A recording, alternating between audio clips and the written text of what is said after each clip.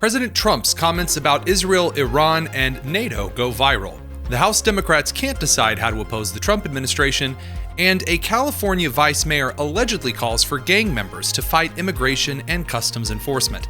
I'm Tony Kinnett, host of the Daily Signal's Tony Kinnett Cast, syndicated nationally at 7 p.m. Eastern.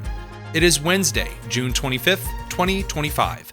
This is the Daily Signal's top news in 10. On the evening of June 23rd, after President Donald Trump had announced he had brokered a ceasefire between Israel and Iran, calling an end of the 12-day war, Iran and Israel continued firing missiles and flying sorties right up until the last minute of the ceasefire, some of it spilling over into time that was supposed to be a little bit more peaceful. This did not please the president, who posted a series of messages telling Israel and Iran to stand down. Yesterday morning, right before the president boarded his flight to the Netherlands to talk to NATO, he was asked by a reporter about what he thought about Israel and Iran continuing the fight. Violated the peace agreement and the ceasefire agreement. Do you believe that Iran is still committed to peace? Yeah, I do. They violated it, but Israel violated it too. Are you questioning if Israel is committed? Israel, as soon as we made the deal, they came out and they dropped a load of bombs, the likes of which I've never seen before. The biggest load that we've seen. I'm not happy with Israel. You know, when I say, okay, now you have 12 hours, you don't go out in the first hour and just drop everything you have on them. So I'm not happy with them. I'm not happy with Iran either. But I'm really unhappy if Israel's going out this morning, because the one rocket that didn't land, that was shot, perhaps by mistake, that didn't land, I'm not happy about that.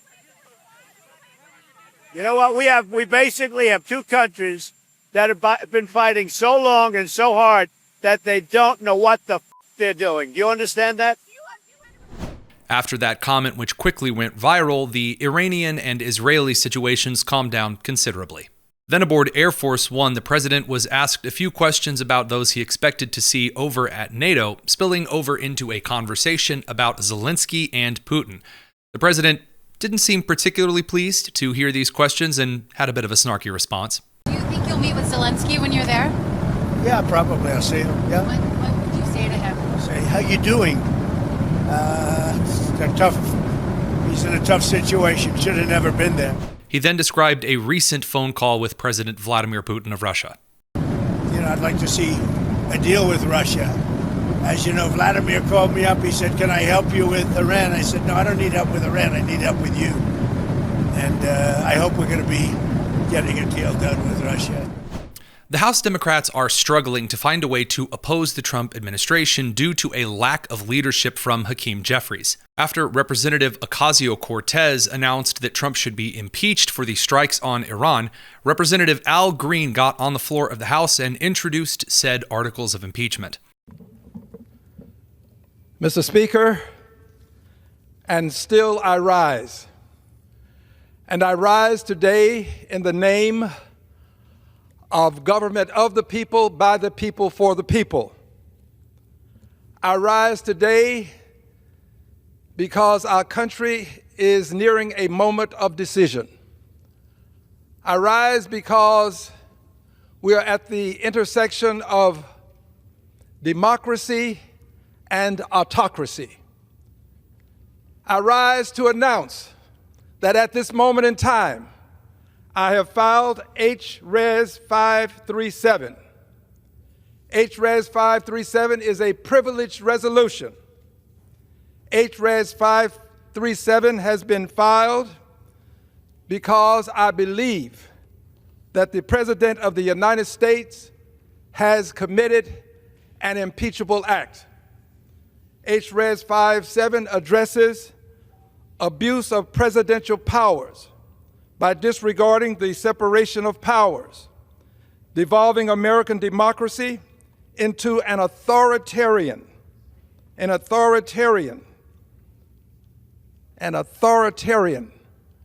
government. The resolution failed catastrophically, with 128 Democrats joining the Republicans in voting absolutely not. Amid the chaos of the impeachment over the Iranian strikes, representatives like Jamie Raskin attempted to use this as an opportunity to say that President Trump is actually a closeted anti-Semite.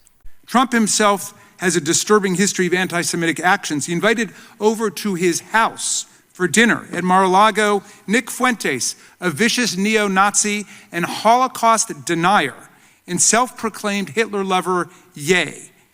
He saw very fine people on both sides of the anti-Semitic riot in Charlottesville.